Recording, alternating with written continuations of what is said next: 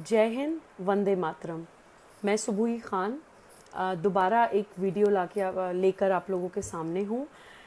सबसे पहले तो आप सभी लोगों को श्री राम मंदिर निर्माण के शिलान्यास की और श्री राम मंदिर निर्माण के भूमि पूजन की बहुत बहुत बधाई हो।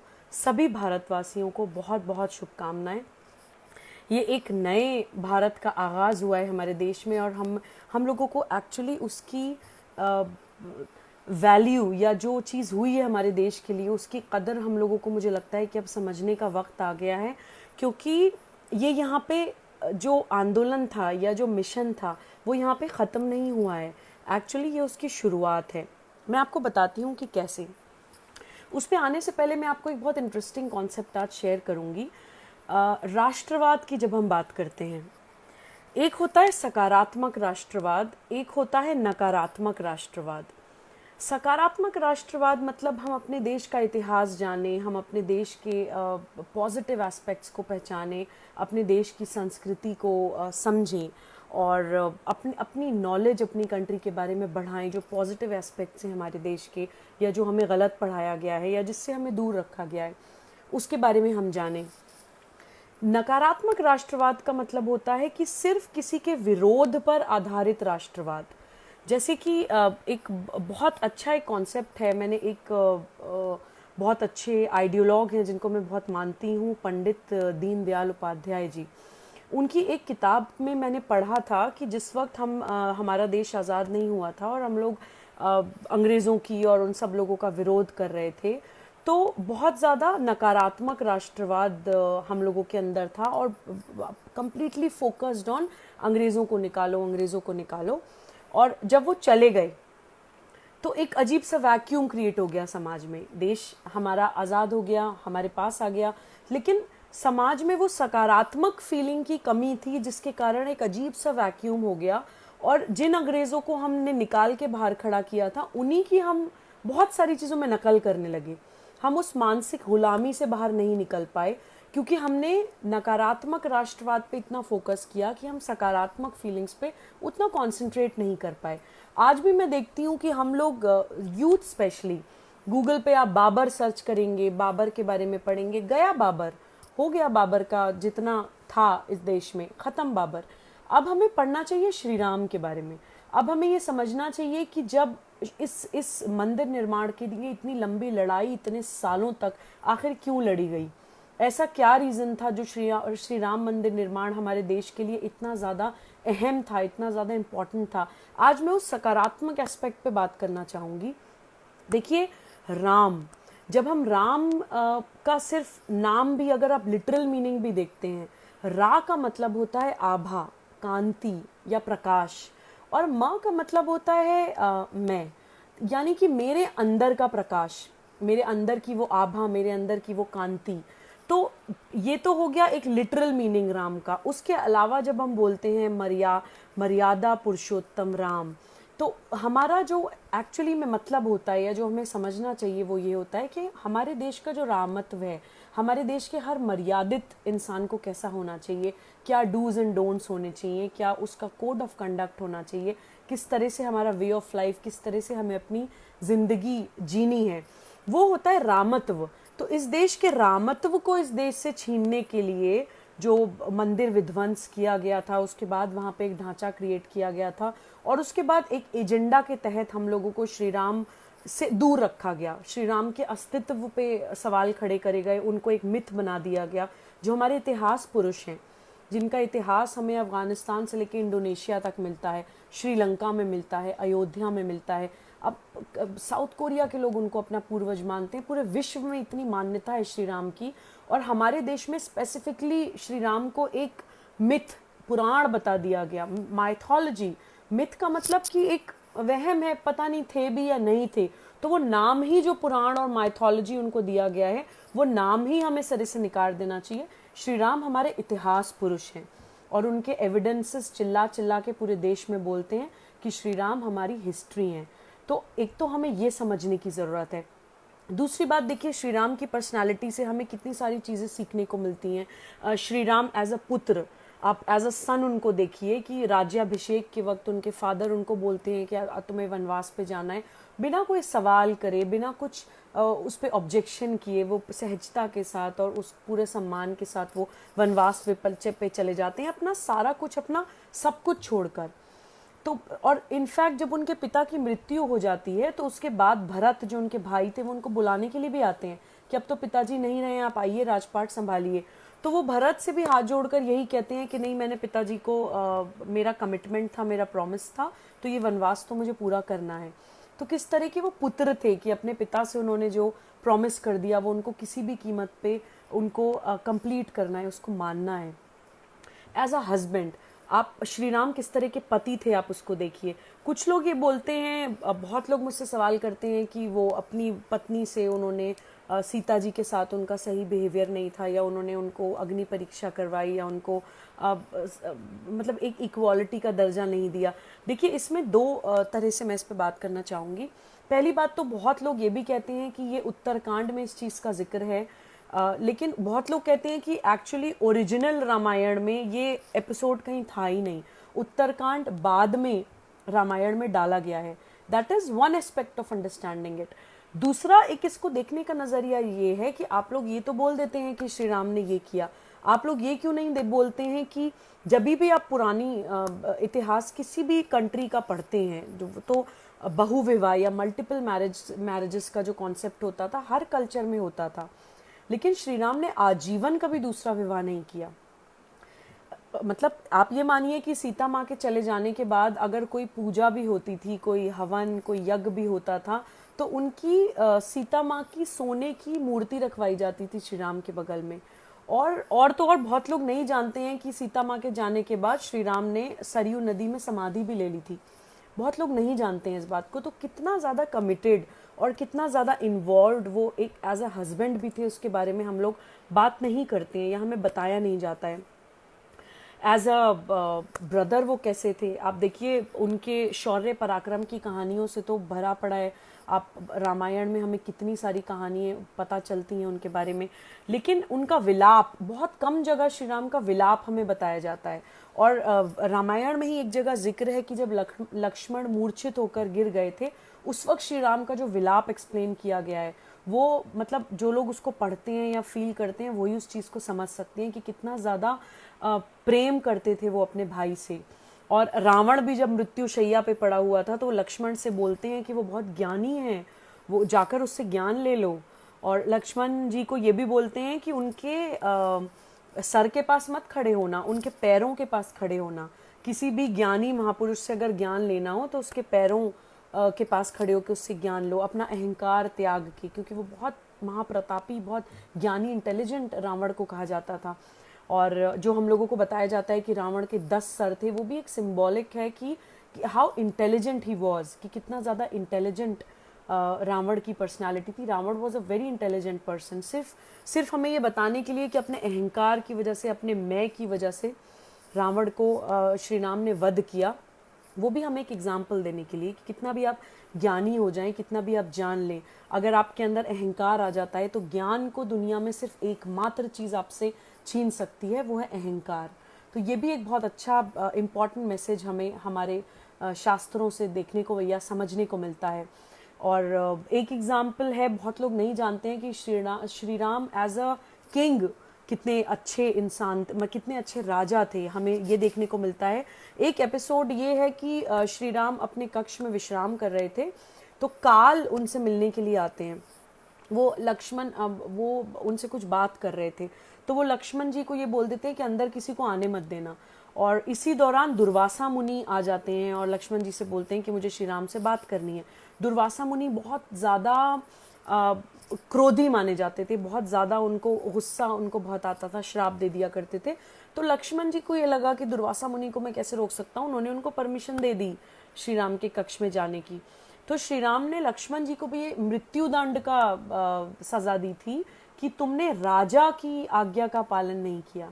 सोचिए कि जिस भाई से वो इतना प्रेम करते हैं कि उसके मूर्छित होने पे वो विलाप कर रहे हैं, उसको वो मृत्युदंड की सज़ा दे रहे हैं सिर्फ इसलिए कि तुमने राजा की, जब when I am a king उस वक्त मैंने अपने बीइंग अ राजा जो उस कैपेसिटी में जो तुम्हें आज्ञा दी तुमने उसका पालन नहीं किया। तो कितना ज़्यादा आप देखिए कि जिस रोल में वो हैं उस रोल को वो कितने अच्छे से निभा रहे हैं।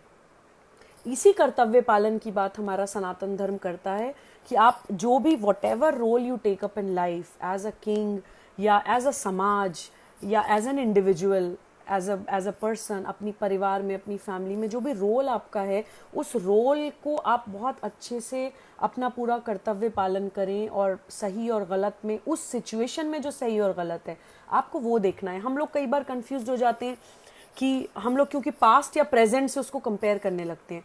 किसी भी ये मैंने पर्सनली सीखा है कि ना पास्ट सोचिए ना प्रेजेंट सोचिए, जिस सिचुएशन में आप जिस वक्त हैं एग्जैक्टली उस सिचुएशन में क्या सही है आप उसको ना पहले से जोड़िए ना बाद से जोड़िए, तो आपको कोई कंफ्यूजन नहीं होगा। सारे कंफ्यूजन्स हमारे या तो पास्ट से आते हैं या फिर फ्यूचर का सोच के आते हैं।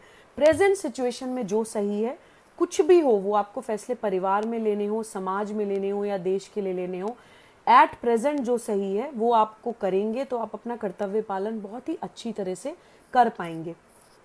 श्री राम एज अ मित्र, एज अ फ्रेंड कितने अच्छे थे, इसका हमें देखने को मिलता है एग्जाम्पल कि बाली का वध करके, सुग्रीव श्री राम के मित्र थे और बाली ने सुग्रीव के राजपाट को हत्या लिया था, तो बाली का वध करके सुग्रीव को उनका शासन श्री राम देते हैं।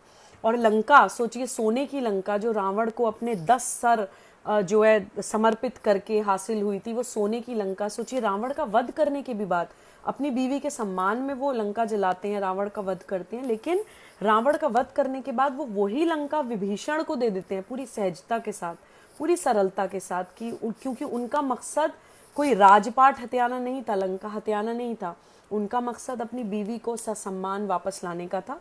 जब वो मकसद पूरा हो गया, वो वाला कर्तव्य पालन पूरा हो गया, तो फिर उनको बाद में दूसरा कर्तव्य उनका ये था कि जो राज्य का सही उत्तराधिकारी है विभीषण, उसको वो लंका दे देते हैं। तो ये तो एग्जाम्पल श्री राम की लाइफ से हमें मिलते हैं।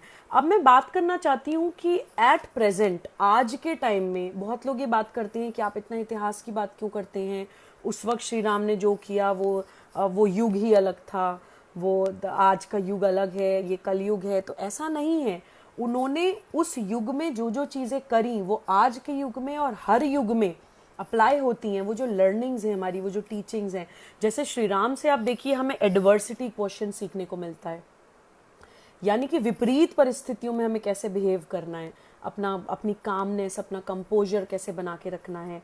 जंगल में भी कैसे उन्होंने अपने आप को कंडक्ट किया, और ये सोच के कि ठीक है अगर वनवास का भी वक्त है 14 साल, कभी तो ख़त्म होगा, कभी तो दिवाली आएगी।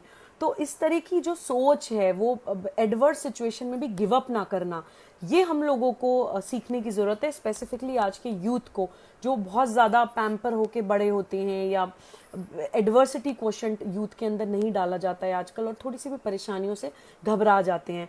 दूसरा आप देखिए कमिटमेंट हम लोगों को कितना अच्छा श्री राम से सीखने को मिलता है। जैसे मैंने आपको अभी एग्जांपल्स दिए, आप पुत्र की तरह उनका कमिटमेंट देखिए, पति की तरह देखिए, भाई की तरह देखिए, राजा की तरह देखिए, मित्र की तरह देखिए, हर तरह से वो कितना ज़्यादा कमिटेड इंसान है। वो कमिटमेंट हमें श्री राम की पर्सनालिटी से सीखने को मिलता है। और संयम, सब्र करना हमें सीखने को मिलता है कि बुरा वक्त है, कट जाएगा। वो सब्र की भावना हमारे अंदर जागृत होती है जब हम श्री राम की लाइफ या जीवनी उनकी पढ़ते हैं। शौर्य और पराक्रम हमें सीखने को मिलता है कि वो इतने मर्यादित थे। आइडियल मैन बोला जाता है श्री राम को, श्री कृष्ण को कंप्लीट मैन बोला जाता है और श्री राम को आइडियल मैन बोला जाता है।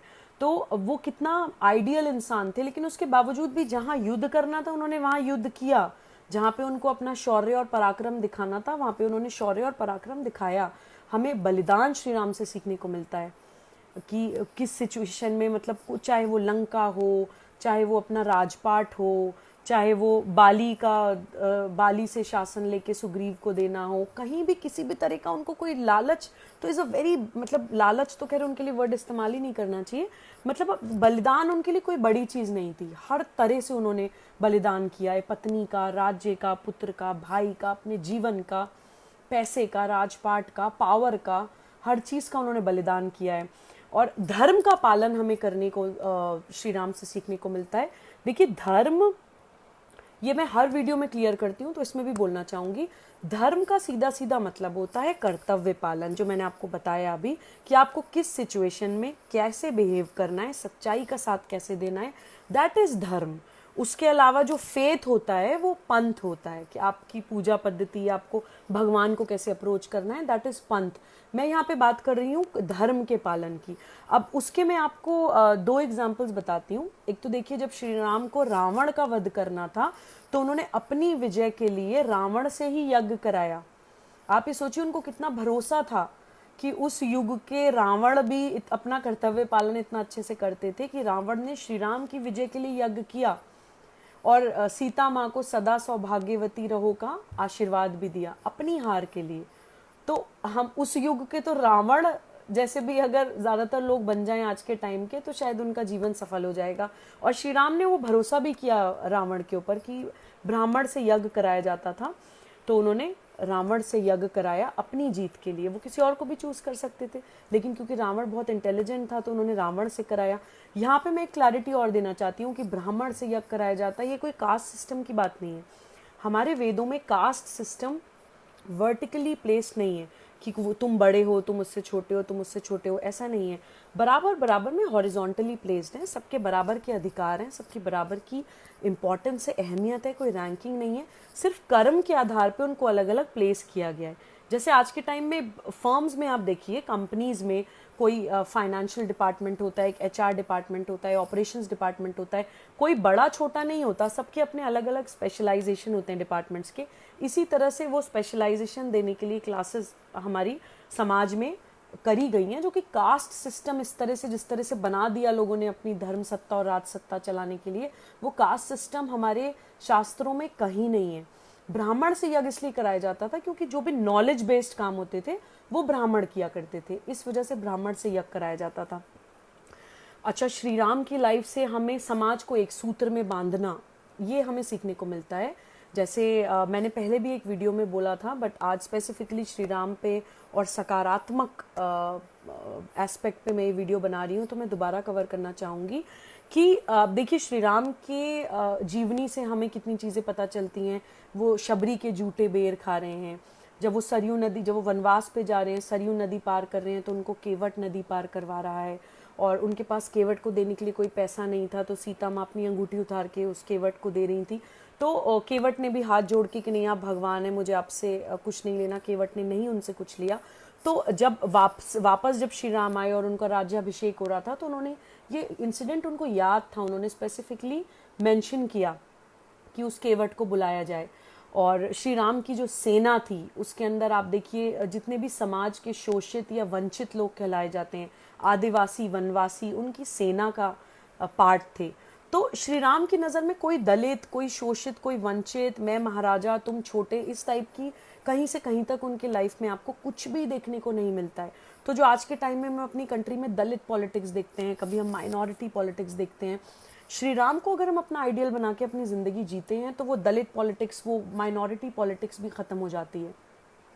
मैं एज अ मुस्लिम बोलती हूँ कि श्री राम को अपना पूर्वज मानने से या श्री राम को अपना आइडियल मानने से या श्री रामत्व की भावना अपने दिल में महसूस करने से, मेरे पंथ से जिस फेथ को मैं मानती हूँ, जो मेरी पूजा पद्धति है, उसमें क्या क्लैश हो रहा है। जितनी भी क्वालिटीज़ मैंने आपको बताई, एक और इम्पॉर्टेंट क्वालिटी महिला सम्मान हमें श्री राम से सीखने को मिलता है कि अपनी बीवी के सम्मान में वो लंका में आग लगा देते हैं। इतना मर्यादित पुरुष जो जनरली लड़ाई अवॉइड करता है, बट महिला का वो कितना सम्मान करता है। तो देखिए ये सारी चीज़ें मैं अगर कोई मुस्लिम भी मुझे सुन रहा है तो मैं आपसे बहुत ही प्यार से, जनरली मैं थोड़ा अग्रेसिव एंड असर्टिव होकर चीज़ों को बोलती हूँ, मैं आपसे बहुत प्यार से ये बोलना चाहती हूँ कि थोड़ा सा सोचिए कि आपके पंथ के साथ इसमें से कौन सी चीज़ क्लैश कर रही है। अगर आप दिल से सोचेंगे, अंदर झांक के सोचेंगे, तो कुछ भी क्लैश नहीं कर रहा है। आप पंथ बिल्कुल अलग चीज़ है और धर्म यानी कर्तव्य पालन बिल्कुल अलग चीज़ है। उनको ज़बरदस्ती जानबूझ के डेलिबरेटली हम लोगों को मिक्स करके दिखाया जाता है ताकि हम लोग भारत से अलग रहें। भारतीय मुसलमान को भारत से तोड़ने के लिए उसको इंसाइट किया जाता है, उसको प्रोवोक किया जाता है। और कुछ बातें मैं आपको और बताना चाहती हूँ कि इन लोगों ने डेलिबरेटली ये चीज़, मुस्लिम्स अगर मुझे सुन रहे हैं तो देखिए, इन लोगों की जो इस्लामिक स्टेट बनाने की जो आइडियोलॉजी है उसका भी रियल इस्लाम से कोई लेना देना नहीं है, क्योंकि भगवान को, अल्लाह को कैसे अप्रोच करना है उससे आपका पॉलिटिकल एजेंडा का क्या लेना देना है कि हमें इस्लामिक स्टेट बनानी है। अरे आपको अल्लाह को कैसे अप्रोच करना है वो आपका पर्सनल रिलेशनशिप है अल्लाह के साथ। इस्लामिक स्टेट एक पॉलिटिकल एजेंडा है जो कि प्रॉफिट की डेथ के बाद कुछ लोगों ने हाईजैक कर लिया इस्लामिक सोसाइटी को, और प्रॉफिट के जो डिसेंडेंट्स थे उनको चुन चुन के मारा।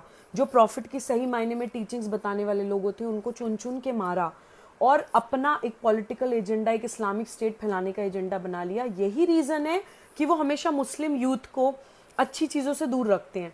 बहुत से मुस्लिम बच्चे मुझसे बोलते हैं कि इस्लाम में म्यूज़िक हराम क्यों है, संगीत हराम क्यों है, कला हराम क्यों है, कोई भी अच्छी चीज़ जो आपको खुश कर देगी, जो आपको मेडिटेटिव मोड में ले जाएगी, वो उन्होंने हराम करार की हुई है, क्योंकि उनको आपको बाकी दुनिया से, बाकी समाज से अलग रखना है और आपको अग्रेसिव बनाना है। सारे अग्रेशन के पॉइंट्स वो आपके अंदर डालेंगे और आपको जो सहज बना देगी, जो चीज़ सरल बना देगी या दूसरे लोगों का दोस्त बना देगी, मित्र बना देगी, उन चीज़ों से आपको दूर रखेंगे, क्योंकि उनको इस्लामिक स्टेट बनाने का उनका एजेंडा है। भारत के खिलाफ उनका एजेंडा है गज़वाए हिंद, यानी कि भारत के सारे मंदिर ख़त्म कर दो, भारत की संस्कृति ख़त्म कर दो और भारत को तोड़ दो, भारत को भी एक इस्लामिक स्टेट बना दो। ये उनका एक एजेंडा है। तो जब हम इस भारत में पैदा हुए हैं और हम सही मायने में अपने आप को प्रॉफिट की उम्मत मानते हैं, तो हमें तो ऑल द मोर इस भारत के लिए बात करनी चाहिए। हमें तो समझना चाहिए कि प्रॉफिट मदीना की बात इसलिए करते थे क्योंकि वो उनकी मदरलैंड थी, वो वहाँ पैदा हुए थे। हम भारत में पैदा हुए हैं तो हम अयोध्या की बात करेंगे, हम मथुरा की बात करेंगे, हम काशी की बात करेंगे, क्योंकि हमारी भारतीय संस्कृति कभी भी किसी भी पंथ के रास्ते में नहीं आती है। इतने ज़्यादा वाद हैं, हर इंसान को अपनी पूजा पद्धति को सम्मान के साथ फॉलो करने का अधिकार है। हिंदू कल्चर में भी आप देखिए कि कितने डिफरेंट कैटेगरीज हैं। कुछ लोग शैव होते हैं, कुछ लोग वैष्णव होते हैं, कुछ लोग शाक्त होते हैं। क्या आपने कभी सुना है कि किसी वैष्णव ने जाके शैव के मंदिर में बम फोड़ दिया? क्या आपने कभी सुना है कि किसी शाक्त के मानने वालों ने वैष्णव के मंदिर में जाके बम फोड़ दिया? ऐसा कभी नहीं होता। सब अपनी अपनी पूजा पद्धतियों को अभिमान से फॉलो करते हैं और दूसरों की पूजा पद्धतियों का सम्मान करते हैं। यही चीज़ हमारे साथ है। आप देखिए कि भारत की मिट्टी का ही असर है कि ये इस्लामिक स्टेट बनाने वालों ने इस्लाम को भी 72-73 फ़िरक़ों में बांट दिया। प्रॉफिट मोहम्मद सल्लल्लाहु अलैहि वसल्लम के वक्त तो शिया सुन्नी भी नहीं हुआ करते थे, लेकिन उन्होंने 72-73 फ़िरक़ों में इस्लाम को बांट दिया और पूरी दुनिया में ये सारे फ़िरके एक दूसरे के खून के प्यासे हैं, एक दूसरे को मार रहे हैं, काट रहे हैं। एक ये भारत ही ऐसा है, सोचिए कि यहाँ पे 72-73 फ़िरके भी रहते हैं लेकिन एक दूसरे को मार काट नहीं रहे हैं, क्योंकि ये इस भारत भूमि का असर है। ये इस एनवायरनमेंट में, जहाँ पे जंगलों में, पहाड़ों में, इस देश में देवभूमि है ये। यहाँ पे साधु संतों ने मेडिटेट किया। यहाँ की एनर्जी, यहाँ की वाइब्स ही ऐसी हैं जो आपको वो चीज़ करने ही नहीं देंगी। यही हमें ये चीज़ हमें रियलाइज़ करने की ज़रूरत है। इन लोगों ने जानबूझ के कितना डेलिबरेटली मैं एज अ मुस्लिम भी आपसे बात करना चाहती हूँ कि कैसे हमारे कल्चर को, हमारी संस्कृति को, हमारे देश को इन लोगों ने तोड़ा है।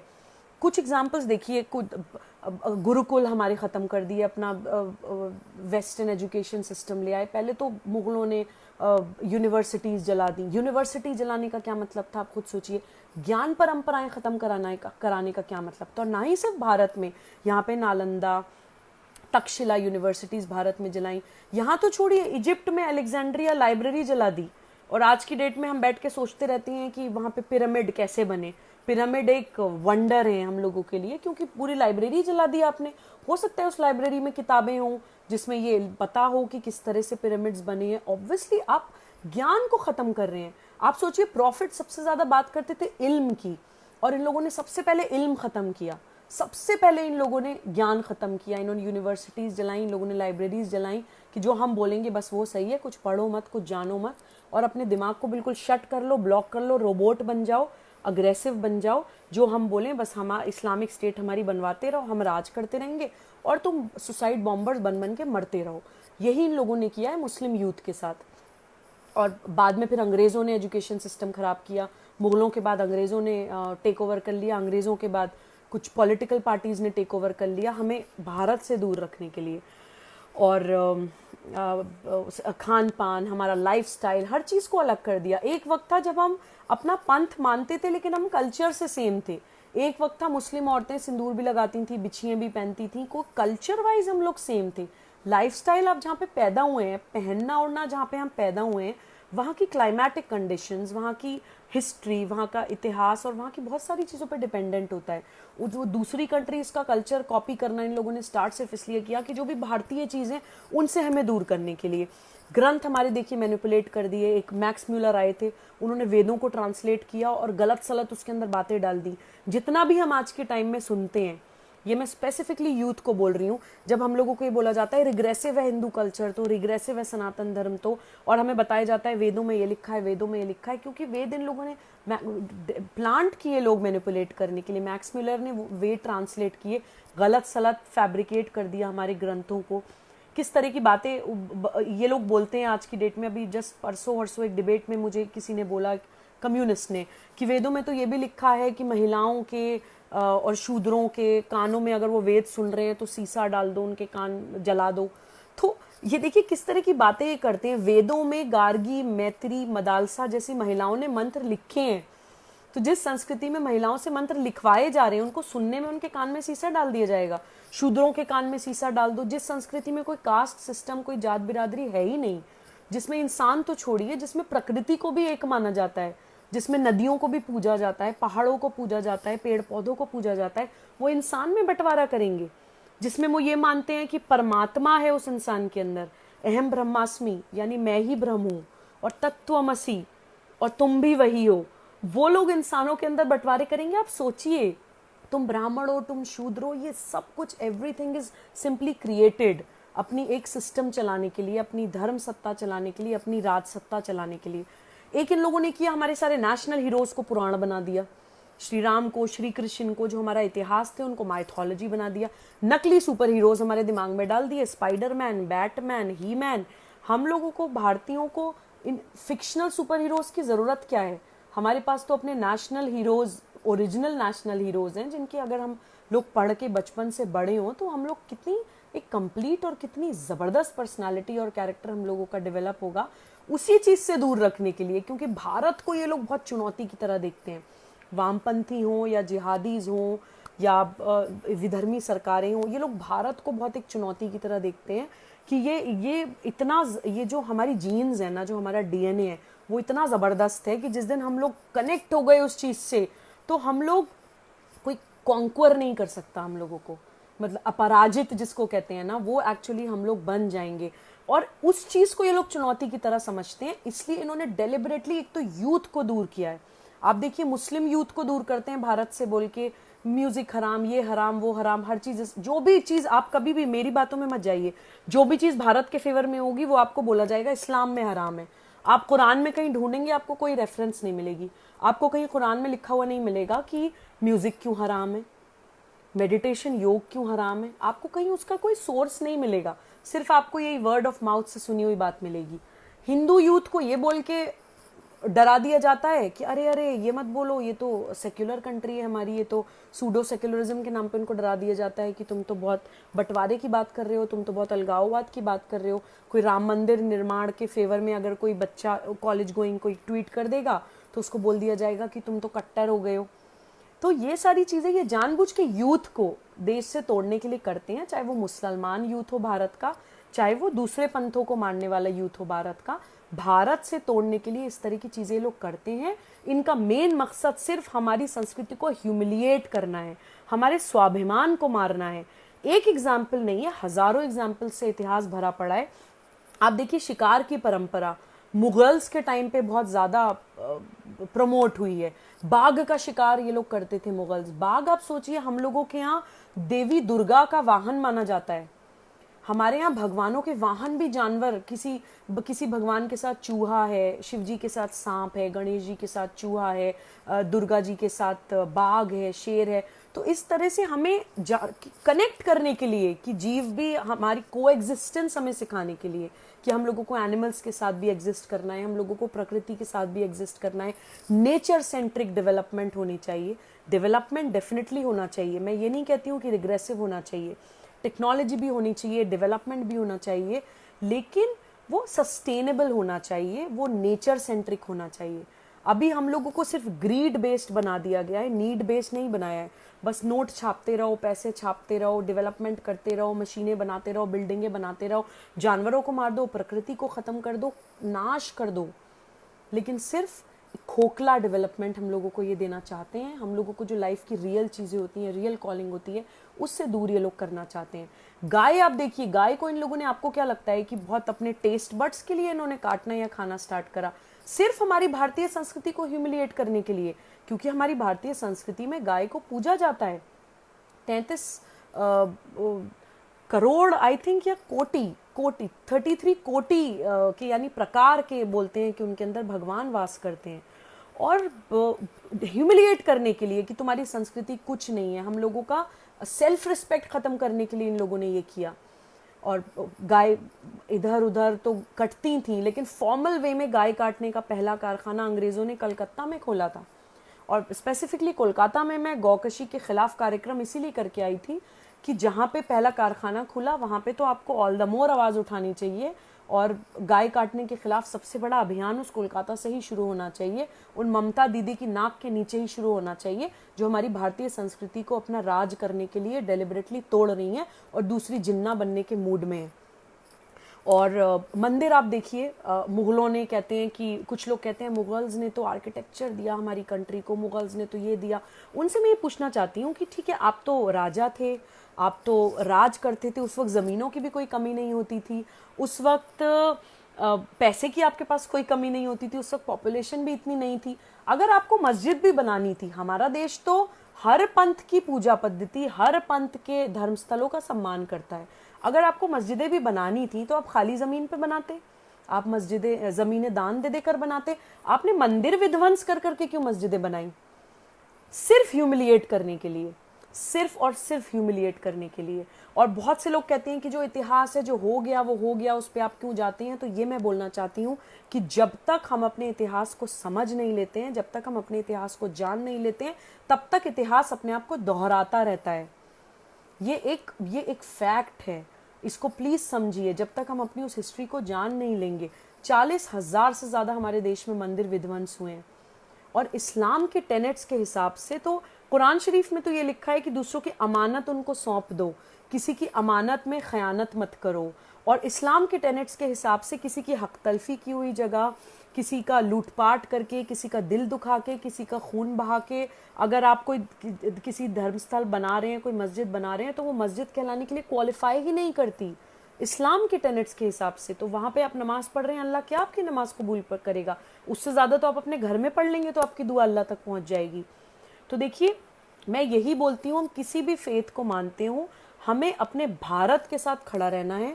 40,000 से ज़्यादा इन लोगों ने हमारे मंदिर विध्वंस करे हैं, हमें अपने अंदर वो स्वाभिमान जगाना है। हम ये नहीं कह रहे कि 40,000 के 40,000 मंदिर हमें वापस दिए जाएं, लेकिन जो हमारे मेन पावर सेंटर्स हैं, श्री राम मंदिर कोई सिर्फ एक मनोकामना पूर्ति का केंद्र नहीं है हमारे लिए, वो हमारा पावर सेंटर है हमारे भारत की विचारधारा का।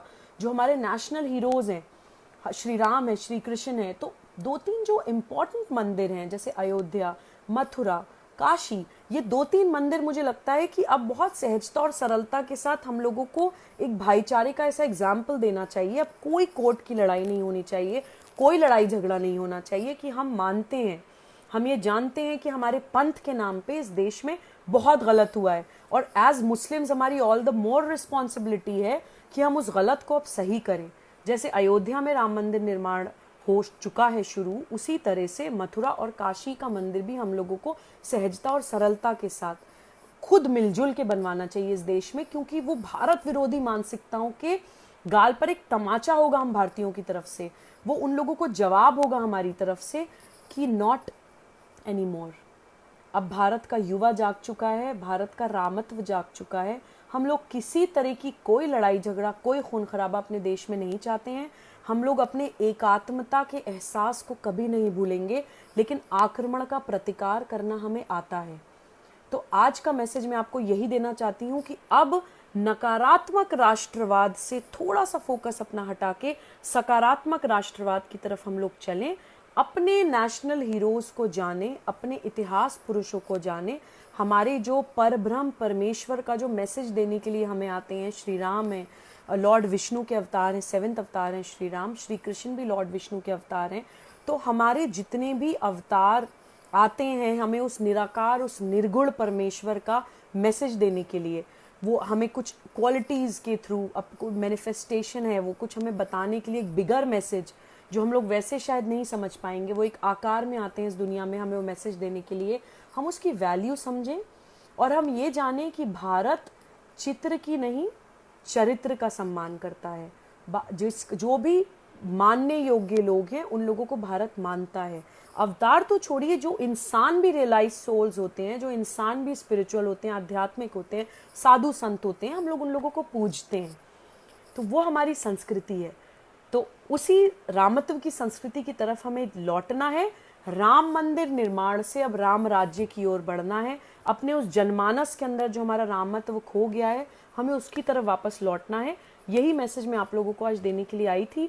आई थिंक वीडियो थोड़ी लंबी हो गई है, बट मैसेज आई थिंक जो मैं पहुंचाना चाहती थी, आई वुड बी लकी अगर कुछ लोगों को वो मैसेज अच्छे से पहुंच गया हो, तो उसको प्लीज़ आगे तक पहुंचाइए। जनरली मैं बोलती नहीं हूँ वीडियो शेयर करने के लिए, लेकिन अगर आप लोगों को लगा कि इस वीडियो में मैंने कोई रेलेवेंट मैसेज आप लोगों तक पहुँचाया, आपको टच करा है, कुछ महसूस हुआ है, तो इसको प्लीज़ आगे शेयर करिए। जय हिंद, वंदे मातरम।